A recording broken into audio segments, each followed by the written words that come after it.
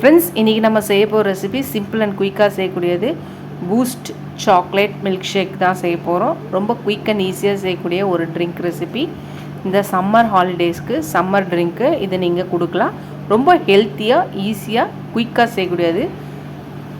நிறையா திங்ஸ்லாம் கிடையாது, கம்மியான திங்ஸு.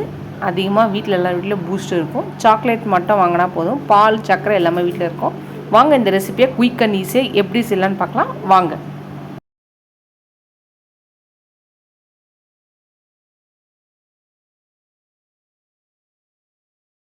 ஃப்ரெண்ட்ஸ், இன்றைக்கி பூஸ்ட் சாக்லேட் மில்க் ஷேக் செய்ய போகிறோம். அதுக்கு ஒரு 3 பேக்கெட் பூஸ்ட் பேக்கெட் எடுத்துக்கோங்க, 3 சாக்லேட் எடுத்துக்கோங்க. இது பால் பச்சை பாலாக எடுத்துக்கலாம். நீங்கள் காய்ச்சி ஆற வச்சு ஃப்ரீசரில் வச்சு நான் எடுத்து வச்சுருக்கேன், இது எடுத்துக்கலாம்.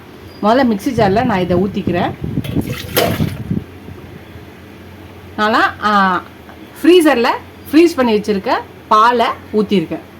சப்போஸ் நீங்கள் பாலை பச்சாவோ பேக்கெட் சில்லுன்னு ஊற்றிக்கலாம், இல்லை காசி ஆற வச்சு ஃப்ரீசரில் வச்சு ஊற்றிக்கலாம், இல்லை காசி ஆற வச்ச பால் ஐஸ் க்யூப்ஸோ போட்டுக்கலாம். இப்போ இதில் நம்ம பூஸ்ட் பேக்கெட்டை போட்டுக்கலாம். பூஸ்ட் பேக்கெட்ஸை போட்டுக்கலாம்.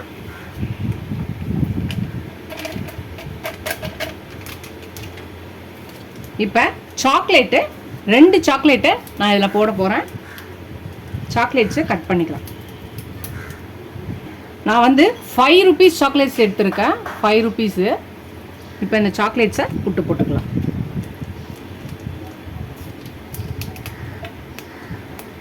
இப்போ இது நல்லா அடித்து எடுத்துகிட்டு வந்துடலாம்.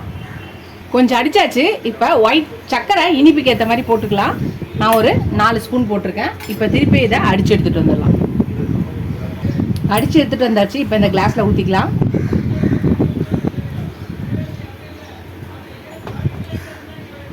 நல்லா க்ரீமியாக இருக்கும். நம்ம அந்த பாலை ஃப்ரீசரில் வச்சு எடுத்து பண்ணும்போது இன்னும் க்ரீமி ஸ்ட்ரக்சர் வரும். சூப்பராக இருக்குது. இப்போ இதுக்கு மேலே கொஞ்சம் பூஸ்ட்டை நம்ம தூவி விட்டுக்கலாம். இதுக்கு மேலே நம்ம சாக்லேட்ஸை போட்டுக்கலாம்.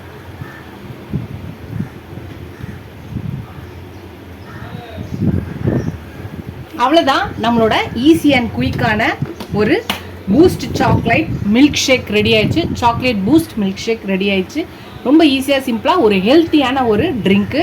இந்த சம்மருக்கு ட்ரை பண்ணி பாருங்கள்.